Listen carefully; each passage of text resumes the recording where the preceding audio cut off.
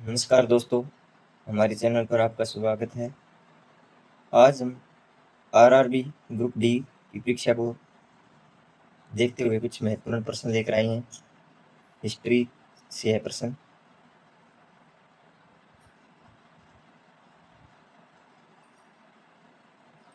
सौ प्रश्न इसमें हल करेंगे वो देखते हैं।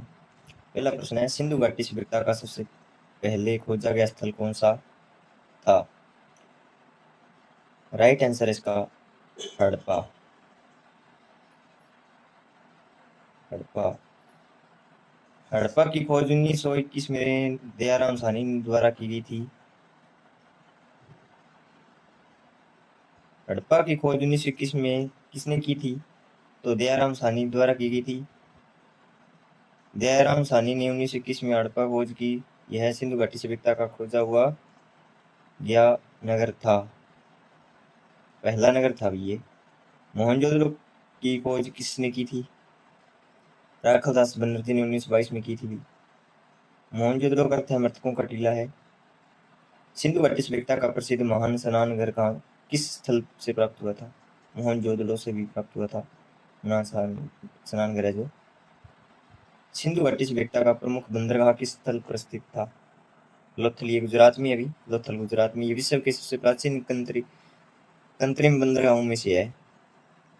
सिंधु घाटी सभ्यता के लोग निम्न में से किस धातु से परिचित थे? भी तांबा से थे, कांसे से थे, लोहा से नहीं थे, सोना से भी थे। सिंधु घाटी सभ्यता को कांस्य युगीन सभ्यता माना जाता है। उसे तांबा, कांस्य, सोना और चांदी का उपयोग होता था, लेकिन लोहे का उपयोग नहीं था। सिंधु घाटी सभ्यता का सबसे बड़ा स्थल कौन सा है? राखी गढ़ी है, ये हरियाणा के हिसार जिले में है। सिंधु घाटी सभ्यता के किस स्थल से विशाल अनागार प्राप्त हुए हैं? हड़प्पा से भी प्राप्त हुए हैं। अनागार जो प्राप्त हुए हैं विकसित कृषि व्यवस्था और अनाज भंडारण प्रणाली का प्रमाण है। सिंधु घाटी सभ्यता का सर्वाधिक मान्य काल कौन सा है? 2500 ईसा पूर्व से 1750 ईसा पूर्व तक माना जाता है। अधिकांश पुस्तकों की परीक्षा में सिंधु घाटी सभ्यता का काल है जो 2500 से लेकर 1750 ईसा पूर्व भी माना गया है, लेकिन एनसीईआरटी बुक में 2600 से लेकर 1900 ईसा पूर्व तक का है। सिंधु घाटी सभ्यता का आकार है वो कैसा है? त्रिकोणाकार है। अभी इसका विस्तार है वो लगभग 13 लाख वर्ग किमी क्षेत्र में फैला हुआ है।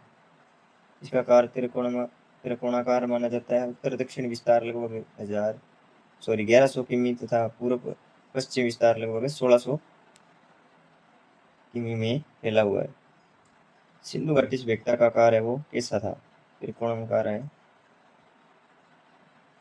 सिंधु घाटी सभ्यता के किस स्थल से जुते हुए खेत मिले हैं? कालीगंगा से, ये राजस्थान में ही है। सिंधु घाटी सभ्यता के किस स्थल से गोदी के अवशेष प्राप्त हुए? ये वो है लोथल गुजरात का बंदरगाह वाला ये। सिंधु घाटी सभ्यता के किस स्थल से जल प्रबंध की उन्नत अवस्था का प्रमाण मिला है? धोलावीरा से, जो जल से संबंधित है। ऋग्वेद में सबसे अधिक बार किस नदी का उल्लेख मिला है? सरस्वती नदी का मिला है। इसे नदियों की जननी भी कहा जाता है। ऋग्वेद में पुरोहितों के रूप में किस देवता की पहले सबसे स्तुति की गई थी? अग्नि की। ऋग्वेदिक काल में समाज की सबसे छोटी इकाई क्या थी? कुल था। भी छोटी इकाई कुल था। फिर कुल मिलकर ग्राम बनाते थे, ग्राम बना करके विश्व बनाते थे, कई विश्व मिलकर के जन बनाते थे। इस प्रकार होता था ये प्रश्न आरआरबी ग्रुप डी में बार बार पूछे गए हैं। आगे इंपॉर्टेंट प्रश्न है ये। ऋग्वेदिक काल में राजा का प्रमुख कार्य क्या था? भी प्रजा की रक्षा करना था। भी प्रजा की रक्षा करना था। ऋग्वेदिक काल में जो राजा के चयन में किस संस्था की सभा और समिति दो होती थी? ऋग्वेदिक काल में समिति है, इसमें महत्वपूर्ण समिति है। तो राजनीतिक प्रमुख निर्णय में इसकी भूमिका होती है। उत्तर वैदिक काल में समाज का मुख्य आधार क्या था? भी कृषि था। उत्तर वैदिक काल में कृषि अर्थव्यवस्था का मुख्य आधार था। उत्तर वैदिक काल में सर्वप्रथम किस धातु का व्यापक रूप से उपयोग किया जाता था भी? उत्तर वैदिक काल में लोहे का आविष्कार हो चुका था, तो लोहे का उपयोग होने लगा था उत्तर वैदिक काल में। उत्तर वैदिक काल में विद्वत क्या था भी? जनसभा, सामाजिक एवं सेना संगठन था ये। जनसभा थी ये महत्वपूर्ण, उत्तर वैदिक काल की थी। उत्तर वैदिक काल में वर्ण व्यवस्था का आधार क्या हो गया था भी? जन्म। ऋग्वेदिक काल में क्रम था, लेकिन आगे चलकर वो जन्म पर आधारित हो गया था। गायत्री मंत्र किस वेद में वर्णित है? ऋग्वेद में है। गायत्री मंत्र ऋग्वेद के तृतीय मंडल में है अभी। स्तोमा सदम्य तम सोमा ज्योति गर्म्य मृत्यु प्रमा अमृत्य गम, ये मंत्र है, ये उपनिषद में है। वृदारण्यायक उपनिषद है, उसमें वर्णित है ये। बौद्ध धर्म के संस्थापक गौतम थे भी। गौतम बुद्ध धर्म के संस्थापक थे। उनका जन्म 563 ईसा पूर्व में हुआ था भाई।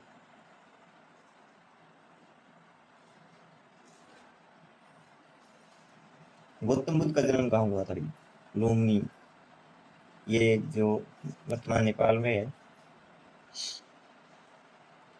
गौतम बुद्ध को ज्ञान कहाँ प्राप्त हुआ था? बोध गया है, ये बिहार का स्थान है। बोध गया बिहार में है। वहाँ वृक्ष के नीचे जो पीपल का पेड़ था, उसके नीचे ज्ञान प्राप्त हुई थी।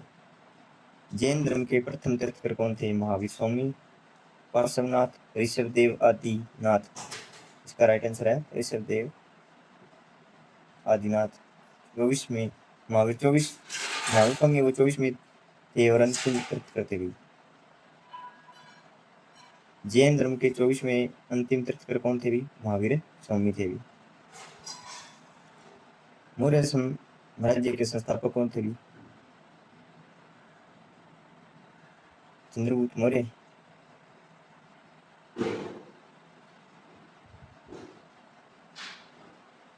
अर्थशास्त्र ग्रंथ के लेखक कौन थे? चाणक्य थे, कुटिल्य,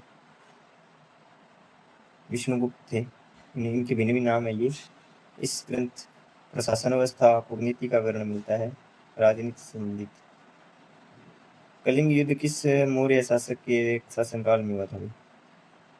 अशोक के काल में हुआ था।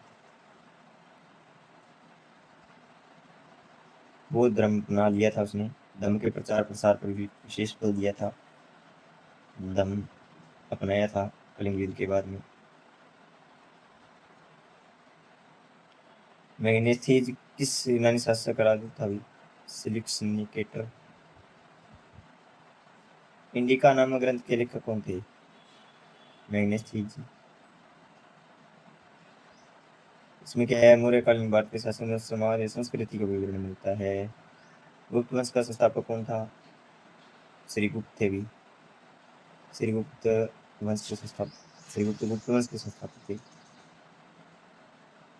उनके बाद घटोत्कच, फिर चंद्रगुप्त प्रथम, ये शासक बने थे, लेकिन स्थापना तो श्रीगुप्त ने की थी।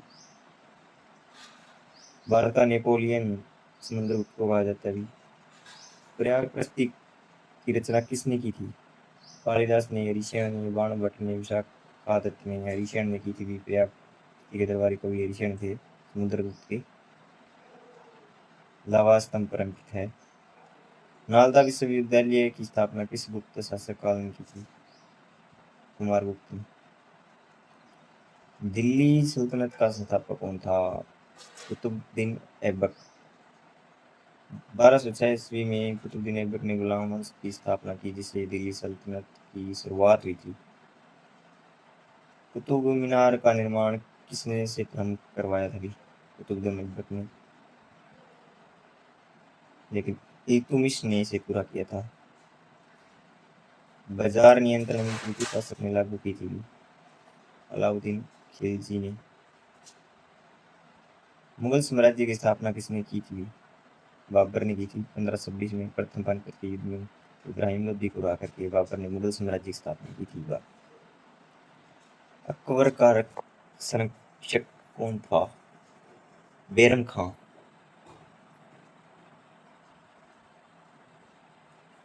आईने एक अकबरी के लेखक कौन थे भी? अबुल फजल थे ये। अकबरनामा का तीसरा भाग, आईना अकबरी, आइन ए अकबरी, अबुल फजल द्वारा लिखी गई थी ये। शिवाजी के आध्यात्मिक गुरु कौन थे भी? समर्थ रामदास जी। 1857 के विद्रोह की शुरुआत कहाँ से हुई थी? मेरठ से हुई थी। 10 मई 1857 को मेरठ से विद्रोह की शुरुआत हुई, जिसके बाद यह पूरे भारत में फैल गया था। भारतीय राष्ट्रीय कांग्रेस की स्थापना कब हुई थी? 1885 में थी। भारतीय राष्ट्रीय कांग्रेस की स्थापना 28 दिसंबर 1885 को एओ होम की पहल पर मुंबई में थी। भारतीय राष्ट्रीय कांग्रेस के प्रथम अध्यक्ष कौन थे? WC बनर्जी थे प्रथम अध्यक्ष थे ये।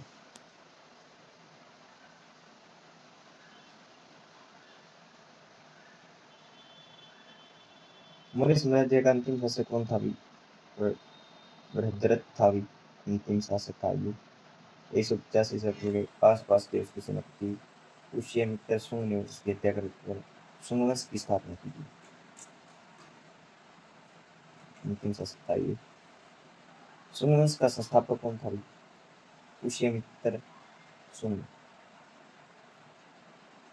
उसने इसकी हत्या करके इसकी स्थापना की थी। मौर्य साम्राज्य के अंतिम शासक। सातवाहन वंश का संस्थापक किससे माना जाता है? शिमुक को माना जाता है।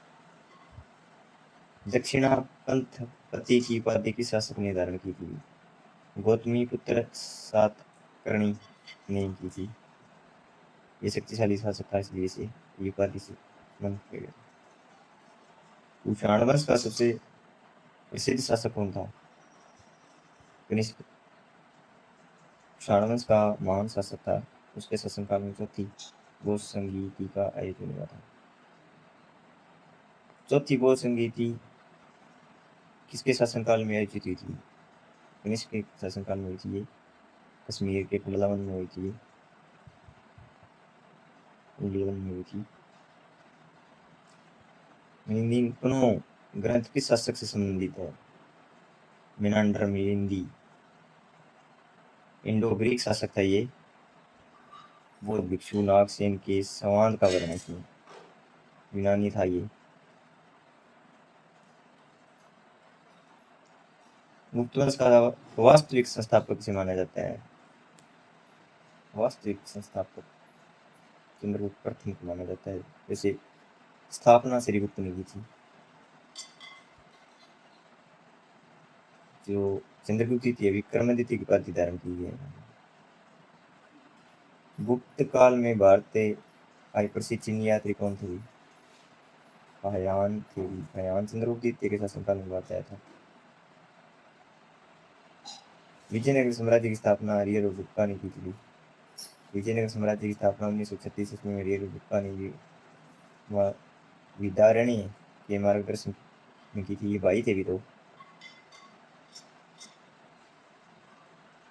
विजयनगर साम्राज्य का सबसे महान शासक कृष्णदेवराय था। तुलु वंश का सबसे महान शासक था ये। शासनकाल में विजयनगर साम्राज्य अपनी चरम सीमा पर था। अष्टदिग्गज किस शासक के दरबार से संबंधित था? कृष्णदेवराय के। तालीकोटा का युद्ध है वो कब हुआ था? 1565 ईस्वी में हुआ था ये। विजयनगर साम्राज्य को दक्कन के मुस्लिम राज्यों से प्राचीन की तालीकोटा स्थान पर हुआ था। मुस्लिम के विरुद्ध हुआ था ये। भक्ति आंदोलन के प्रमुख प्रवर्तक किसे माना जाता है? रामानुजाचार्य जी। दक्षिण भारत में भक्ति आंदोलन के प्रारंभिक प्रमुख प्रवर्तकों में रामानुजाचार्य का महत्वपूर्ण स्थान है। विंचक किस संत की रचना है? तुलसीदास कबीर की है ये। सिख धर्म के संस्थापक कौन थे? गुरु नानक देव जी थे। खालसा पंथ की स्थापना किसने की थी? गुरु गोविंद सिंह जी ने 1699 ईस्वी में बैसाखी के अवसर पर आनंदपुर साहिब में खालसा पंथ की स्थापना की थी। भारत में समुद्री मार्ग से आने वाले प्रथम यूरोपियन कौन थे? वास्को डी गामा थे। वास्को डी गामा 1498 में कालीकट पहुंचा था प्रथम बार।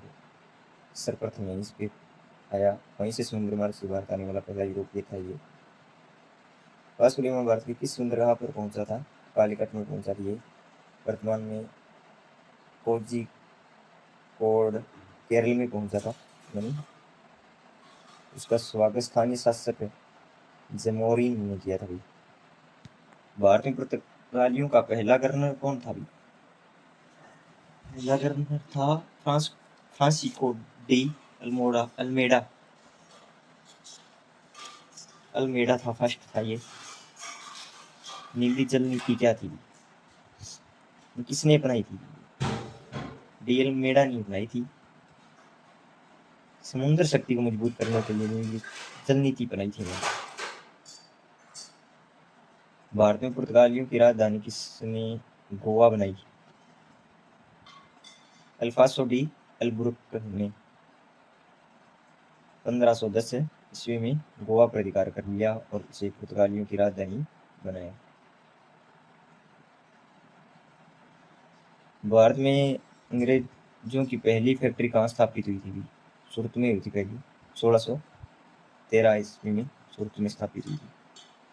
प्लासी का युद्ध कब हुआ था? प्लासी का 1757 में, क्रांति से पूरा 100 वर्ष पहले 23 जून को हुआ था प्लासी का युद्ध। बक्सर का युद्ध भी 1764 में हुआ था भी ये।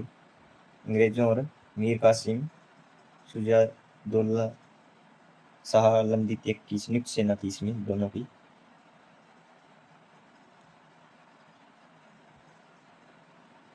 स्थायी बंदोबस्त किसने लागू किया था? लॉर्ड कॉर्नवालिस ने किया था। ये क्या होता है? 1793 में लॉर्ड बंगाल में स्थानीय बंदोबस्त लागू किया था ये।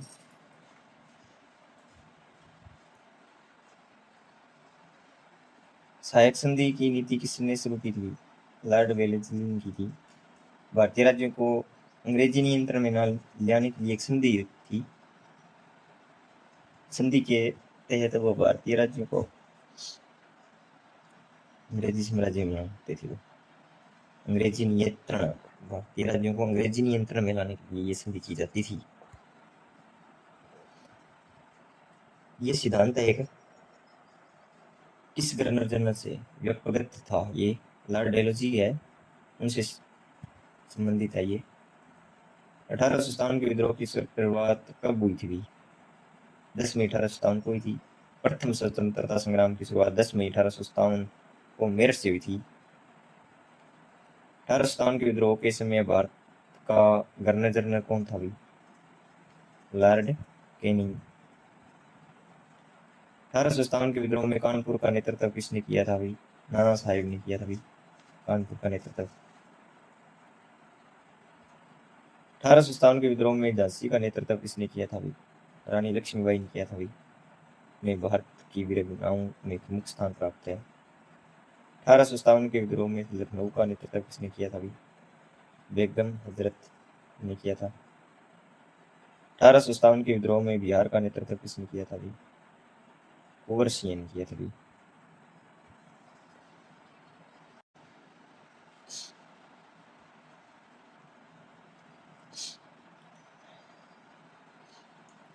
1857 के विद्रोह का तत्कालीन कारण क्या था? चर्बी वाले कारतूस माना जाता है। सैनिकों ने जो चर्बी वाले कारतूस थे वो मुंह से खोलने पड़ते थे, इसलिए इसमें उन्होंने मना कर दिया क्योंकि चर्बी लगी हुई थी इसमें, इसलिए विद्रोह कर दिया उन्होंने। भारतीय राष्ट्रीय कांग्रेस की स्थापना किसने की थी? ए होम ने 1885 में की थी। भारतीय राष्ट्रीय कांग्रेस का पहला अधिवेशन कहाँ आयोजित हुआ था? मुंबई में हुआ था। भारतीय राष्ट्रीय कांग्रेस के प्रथम अध्यक्ष कौन थे भी? W C Banerjee.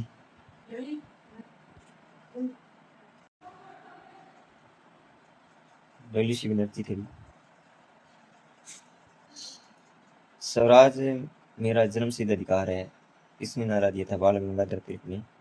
स्वराज मेरा जन्मसिद्ध अधिकार है और मैं इसे लेकर ही रहूंगा, गंगाधर तिलक ने दिया था।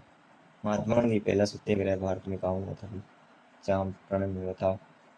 1917 में बिहार के चंपारण में गांधी जी ने किसानों के समर्थन में पहला सत्याग्रह किया था, कृषि के बारे में किया था ये। महात्मा गांधी का पहला सत्याग्रह भारत में कहाँ हुआ था? चंपारण में ही हुआ था ये सत्याग्रह।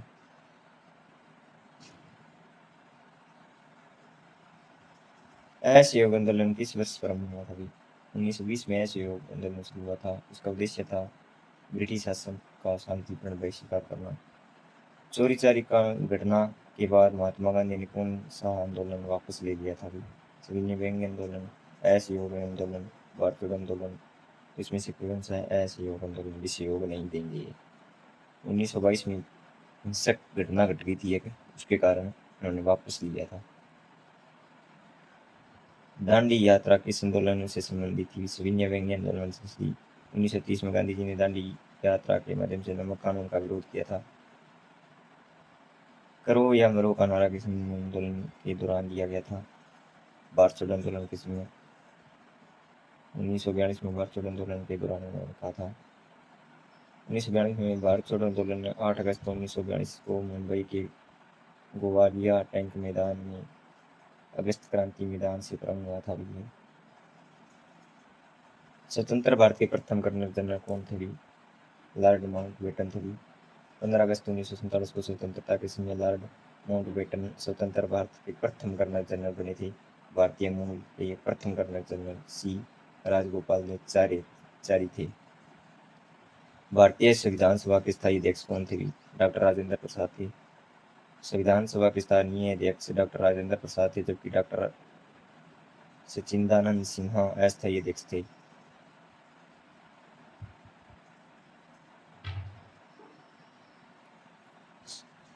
क्लास समाप्त होती है।